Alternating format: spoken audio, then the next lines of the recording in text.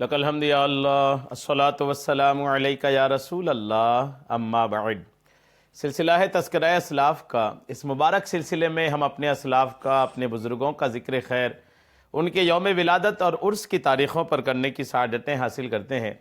آج جس عظیم الشان شخصیت کا ہم ذکر خیر کرنے جا رہے ہیں وہ ایک عظیم الشان صحابی رسول ہیں، عالم، فاضل، صاحب خیر، مشہور شہسوار اور بہادر جنگجو صحابی رسول حضرت سیدنا ہشام بن عاص رضی اللہ تعالی عنہ کا تذکرہ آج ہم کرنے کی سعادتیں حاصل کر رہے ہیں۔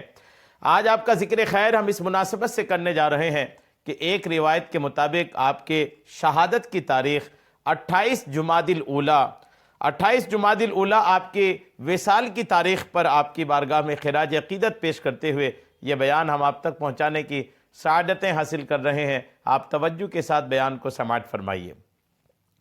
عالم، فاضل، صاحب خیر، مشہور شہسوار اور بہادر جنگجو صحابی رسول حضرت سیدنا ہشام بن عاص رضی اللہ تعالی عنہ کی کنیت پہلے ابو العاص یعنی نافرمانی کرنے والا تھی، لیکن رحمت عالم صلی اللہ تعالی علیہ وسلم نے اسے تبدیل کر کے ابو مطیع یعنی اطاعت کرنے والا رکھ دی۔ حضرت ہشام بن عاص مشہور صحابی رسول فاتح مصر حضرت سیدنا عمر بن عاص رضی اللہ تعالیٰ عنہ کے چھوٹے بھائی ہیں۔ بڑے بھائی حضرت عمر سن 8 ہجری کے شروع میں اسلام لائے، مگر آپ قدیم الاسلام تھے اور مکے میں ہی بڑے بھائی سے پہلے مسلمان ہوئے۔ حضور نبی کریم صلی اللہ تعالیٰ علیہ وسلم نے ایک موقع پر آپ دونوں بھائیوں کے مومن ہونے کی گواہی عطا فرمائی۔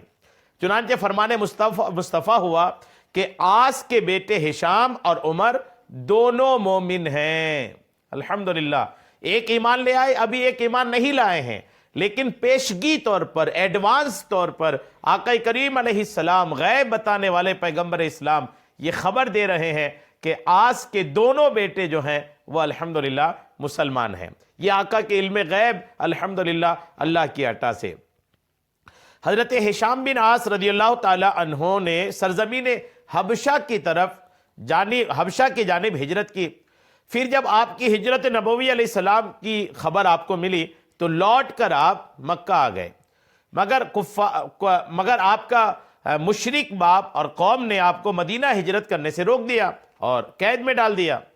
ایک روایت میں کہ مکے لوٹ آنے کے بعد آپ نے امیر المومنین حضرت عمر فاروق اعظم رضی اللہ تعالیٰ عنہ سے وعدہ کیا کہ ان کے ساتھ مدینے کی جانب ہجرت کریں گے، مگر مشرک باپ نے آپ کو ساتھ میں جانے نہ دیا بلکہ آپ کو قید کر دیا۔ باپ کے مرنے کے بعد قوم نے قیدی بنائے رکھا۔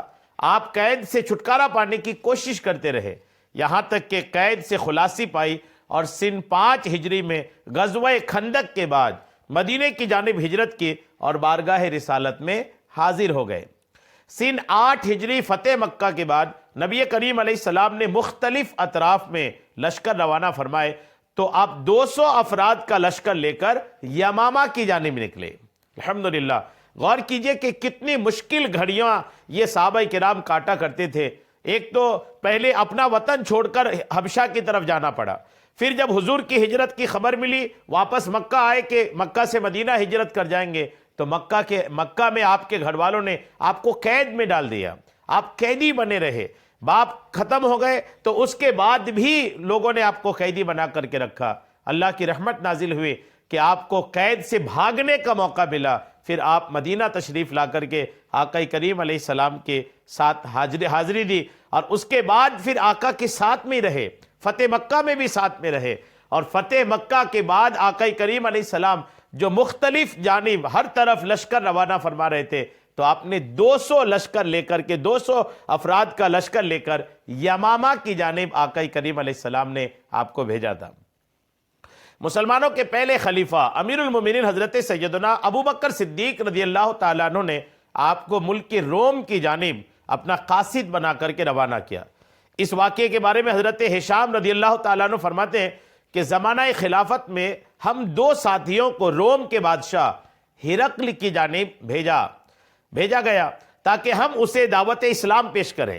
جب ہم شاہ روم کے پاس پہنچے تو اس کے بیٹھنے کی جگہ میں ہر چیز سرخ رنگ کی تھی، جو بادشاہ کے بیٹھنے کی جگہ تھی اس میں ساری چیزیں لال رنگ کی تھیں، آس پاس بھی لال رنگ کی چیزیں تھیں، بلکہ اس کے کپڑے تک لال ہی تھے۔ جب ہم اس کے قریب ہوئے تو وہ مسکرایا اور بولا، ملاقات کے جو آداب تمہارے یا رائج ہیں، اگر تم ان کے مطابق میرا آداب بجا لاتے تو تمہارا کچھ نہ جاتا۔ ہم نے کہا، ہمارے دین کے آداب ملاقات تمہارے لیے حلال نہیں ہے، اور تمہارے یہاں کے آداب ملاقات ہمارے لیے حلال نہیں۔ اس نے پوچھا، تمہارے دین کے آداب ملاقات کیا ہیں؟ اس بادشاہ نے پوچھا کہ تمہارے آداب کیا ہیں ملاقات کے؟ ہم نے کہا، السلام علیکہ۔ اس نے پھر پوچھا، اپنے بادشاہ کے سامنے کس طرح کے آداب بجا لاتے ہو؟ ہم نے کہا، انہی کلمات کے ذریعے۔ اس نے پھر پوچھا کہ وہ تمہیں کس طرح کا جواب دیتے ہیں؟ یہ کہتے ہیں کہ ہم نے کہا، انہی کلمات سے جواب لوٹا دیتے ہیں۔ اس نے پوچھا، تمہاری نماز اور روزہ کیسا ہوتا ہے؟ ہم نے اسے نماز اور روزے کے بارے میں بتایا۔ اس کے بعد اس نے ہمیں ایک بہترین جگہ پر ٹھہرایا اور 3 دن بعد ہمیں بلوایا۔ پھر اس نے سونے سے ملمع کی ہوئی، سونے سے سجائی ہوئی 4 کونوں والی ایک بڑی سی عمارت نما چیز منگوائی، جس میں چھوٹے چھوٹے کھانے تھے اور ہر کھانے پر ایک دروازہ تھا۔ اس نے ایک کھانا کھولا اور اس میں سے ریشم میں لپٹی ہوئی ایک تصویر نکالی اور کہا کہ یہ حضرت آدم علیہ السلام کی تصویر ہے۔ پھر ایک ایک کر کے کھانے کھولتا گیا اور مختلف انبیاء کرام کی تصاویر وہ نکالتا رہا، یہاں تک کہ ایک تصویر کے بارے میں اس نے پوچھا، تم جانتے ہو یہ کس کی تصویر ہے؟ ہم نے کہا کہ ہاں، یہ محمد الرسول اللہ صلی اللہ تعالی علیہ وسلم کی تصویر ہے۔ یہ کہتے کہ پھر ہم رونے لگے۔ آخر میں ہم نے اس بادشاہ سے پوچھا کہ تمہارے پاس انبیاء کرام کی یہ تصاویر کہاں سے آئیں؟ تو اس نے کہا کہ حضرت آدم علیہ السلام نے اپنی اولاد میں اپنے انبیاء بیٹوں کو دیکھنا چاہا تو رب نے ان کی تصویر نازل فرما دی۔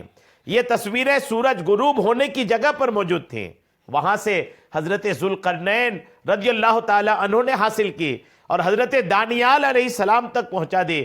پھر شاہ روم نے ہمیں تحفے تحائف دے کر کے رخصت کر دیا۔ ہم نے واپس آ کر بارگاہ صدیق اکبر میں سارا ماجرا تفصیلاً ذکر کر دیا۔ امیر المومنین ابو بکر صدیق رضی اللہ تعالیٰ عنہ جب سنے رونے لگے۔ پھر فرمایا کہ بیچارہ اگر اللہ کا اس کے ساتھ بھلائی کا ارادہ ہوتا تو ضرور اس کا بھلا کر دیتا۔ یعنی اس بادشاہ نے یہ سارا کچھ دیکھا، تصویر بھی دکھائی، کنفرم بھی ہوا کہ یہ اللہ کے نبی کی ہی تصویر ہے، لیکن پھر بھی اس نے اسلام قبول نہیں کیا۔ حضرت ہشام بن عاص رضی اللہ تعالیٰ عنہ، جن کا آج ہم تذکرہ کر رہے ہیں، ان کی شہادت کے تعلق سے لکھا ہے کہ واقعہ اجنادین جو کہ 13 ہجری 27 یا 28 جمادی الاولیٰ کو خلافت صدیقی میں پیش آیا، جو مسلمانوں اور رومیوں کے درمیان ہونے والا سب سے پہلا معرکہ تھا، پہلی جنگ تھی۔ اسلامی لشکر کے سپہ سالار حضرت عمر بن عاص رضی اللہ تعالیٰ عنہ تھے۔ اس جنگ میں مسلمانوں کے مقابلے میں رومی اور عرب کے نصرانی کثیر تعداد میں جمع تھے۔ اس پر بعض مسلمانوں نے آپس میں کہا کہ تمہارے آگے بہت بڑا لشکر ہے، اگر مناسب جانو تو پیچھے ہٹ جاؤ اور حضرت ابوبکر صدیق کی خدمت میں لکھو کہ وہ فوجی کمک بھیج دیں۔ یہ سن کر آپ نے فرمایا، اگر تم یہ بات جانتے ہو کہ مدد صرف غالب حکمت والے اللہ کی جانب سے ہوتی ہے تو اس لشکر سے ٹکرا جاؤ، اور اگر امیر المومنین کی جانب سے مدد کے منتظر رہو گے تو میں اپنی سواری پر سوار رہوں گا، یعنی لڑتا رہوں گا یہاں تک کہ اللہ سے جا ملوں۔ اس پر بعض پرجوش مسلمانوں کے منہ سے نکلا کہ اب تو حضرت ہشام بن عاص نے تمہارے کہنے کے لیے کچھ نہیں چھوڑا۔ اس کے بعد شدید جنگ ہوئی جس میں کافی مسلمان شہید ہوئے۔ اس نازک موقع پر آپ نے ملاحظہ کیا کہ بعض مسلمان دشمنوں پر حملہ کرنے سے پیچھے ہٹ رہے ہیں، تو آپ نے اپنا خود اتار کر پھینک دیا اور فرمایا کہ یہ غافل لوگ تلوار کی کاٹ کو برداشت نہیں کر سکتے، جیسا میں کروں تم بھی ویسا کرو۔ پھر آپ رومی لشکر کے درمیان گھس گئے اور کئی مشرکوں کو موت کے گھاٹ اتارا۔ پھر دشمنوں کی صفوں پہ یہ پکارتے ہوئے گھستے چلے گئے کہ اے مسلمانوں، میں ہشام بن عاص ہوں، میری طرف آؤ، کیا تم جنت سے بھاگتے ہو؟ کئی رومیوں کو جہنم واصل کیا، آخر کار بے جگری اور دلیری سے لڑتے ہوئے جام شہادت نوش فرمایا، اور گھوڑوں نے آپ کو روند ڈالا، یہاں تک کہ آپ کا جسم کئی حصوں میں تقسیم ہو گیا۔ اس جنگ میں اللہ کریم نے مسلمانوں کو فتح و کامرانی سے نوازا۔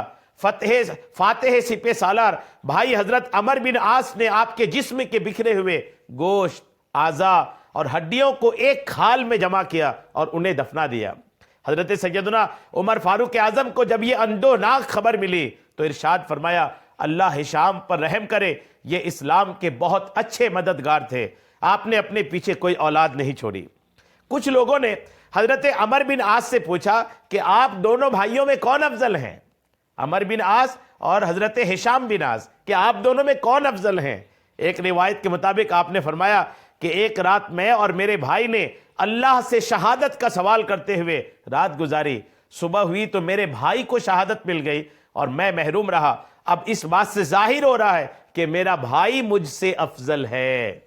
غور کیجئے، اللہ کریم کے کتنے عظیم الشان بندے تھے یہ سارا میں نے الاستیاب، تاریخ الاسلام، تاریخ ابن عساکر، سیر اعلام النبلاء، تاریخ اسلام، مسند احمد، الاستیاب، مختلف جو تاریخ کی اور صحابہ کی سیرت کی کتابیں ہیں ان کتابوں کے حوالوں سے بیان کیا ہے۔ اللہ کریم حضرت ہشام بن عاص رضی اللہ تعالی عنہ کے قبر پاک پر خوب رحمتیں نازل فرمائے اور ان کی برکتیں ہم سب کو عطا فرمائے، آمین، بجاہ النبی الامین صلی اللہ تعالی علیہ وسلم۔